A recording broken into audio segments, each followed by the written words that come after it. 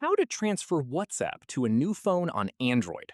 This tutorial shows you how to back up your chats and restore them on your new device. First, open the WhatsApp app on your old phone and tap the three dots at the top right corner and go into Settings.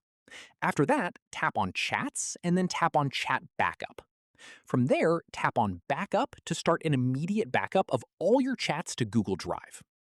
At this point, make sure the include photos and include videos toggles are both turned on before starting the backup, so all your media is included as well.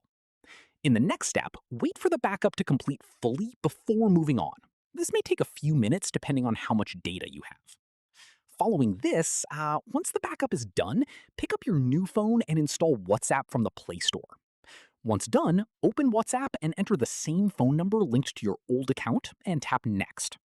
From here, enter your name if prompted and wait for WhatsApp to verify your number. At this stage, WhatsApp will automatically detect the backup stored on your Google Drive and prompt you to restore your chats. Tap Restore to begin. Finally, once the restoration is complete, tap Next, and all your chats, photos, and videos will be fully transferred to your new phone exactly as they were. And that's it.